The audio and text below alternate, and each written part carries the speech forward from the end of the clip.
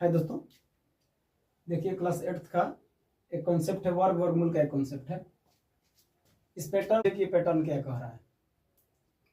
खैर वीडियो है ये, तो उतना तो मैं टाइम नहीं दे पाऊंगा, लेकिन जैसे ही आप लोग 3 का स्क्वायर 9, यहाँ पे देखिए आप लोग 3 से लेकर 13 तक जितना विषम संख्या है सभी का वर्ग लिखा हुआ है। यहाँ पे 3 का वर्ग 9, 5 का वर्ग 25, 7 का वर्ग 49, 9 का वर्ग 81, 11 का वर्ग 121 और 13 का वर्ग 169।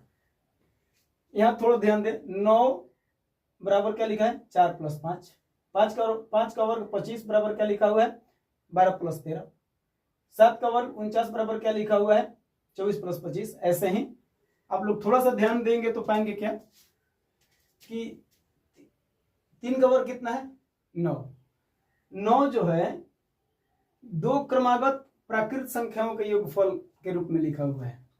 जैसे 3 का वर्ग कितना है 9, 3 विषम संख्या है और 3 विषम संख्या और 3 का वर्ग 9 को लिख सकते हैं 2 क्रमागत प्राकृत संख्याओं के योगफल के रूप में। जैसे 9 4 + 5, ये जो 4 और +5 है क्रमागत या लगातार क्रमागत प्राकृत संख्या है। 4 और 5 दोनों क्रमागत प्राकृत संख्या है। यहां से देखें 13 का वर्ग 169, 169 को 13 का वर्ग जो 169 है, 169 को 84 और 85, 84 के बाद क्या आता है 85 तक। 2 क्रमागत प्राकृत संख्याओं के योगफल के रूप में हम लोग लेकर लिखे 13 का वर्ग 169, 5 4 9 8 8 16 169। अर्थात इससे कॉन्सेप्ट जो निकला, कॉन्सेप्ट क्या निकला कि किसी भी विषम संख्याओं के वर्ग को 2 क्रमागत प्राकृत संख्याओं के योगफल के रूप में लिख सकते हैं। किसी भी, जैसे 5 का वर्ग 25, 5 के वर्ग जो 25 है, 25 को 12 + 13, 12 और 13 क्रमागत प्राकृत संख्या है, इसको 2 क्रमागत प्राकृत संख्याओं के योगफल के रूप में लिख सकते हैं। कि कोई भी विषम संख्या हो, किसी भी विषम संख्या का जो वर्ग है, जैसे 9 का वर्ग 81 जो है 81 को 2 क्रमागत प्राकृत संख्याओं के योगफल के रूप में लिख सकते हैं। जैसे 40 और 41 कितना होगा 81 जो 9 का वर्ग है। तो किसी भी विषम संख्या के वर्ग को,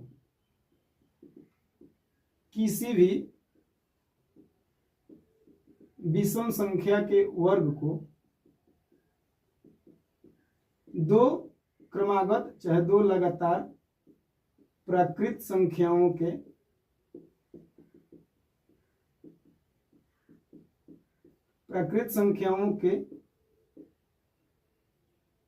योगफल के रूप में लिख सकते हैं। योगफल के रूप में लिख सकते हैं। किसी भी विषम संख्या के वर्ग को 2 लगातार प्राकृत संख्याओं के योगफल के रूप में लिख सकते हैं। कोई बड़ा जैसे बड़ा विषम संख्या आ गया, उसको का पता कैसे चलेगा, अब हम थोड़ा देर में देखेंगे कैसे पता चलेगा कि जो लगातार प्राकृत, कौन सा 2 लगातार प्राकृत संख्या होगा जो किसी विषम संख्या के योगफल के, जो विषम संख्या के वर्ग के बराबर होगा।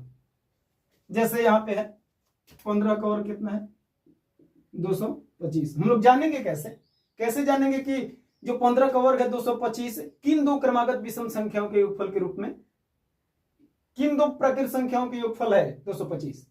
इसको जानने के लिए सबसे पहले क्या करेंगे हम लोग, जो 15 का वर्ग 225 है, तो 15 का वर्ग जो 225 है 225 - 1 करेंगे बटे 2 और 225 1 + 1/2 करेंगे। जैसे 15 का वर्ग कितना 225 में से घटा के उसका आधा करेंगे और 15 का वर्ग 225 है, उसको 25 में 1 जोड़ कर तो उसका आधा करेंगे। 225 में से काटेंगे तो 224 और 224 का आधा करेंगे तो 112, तो 112 हो गया ये।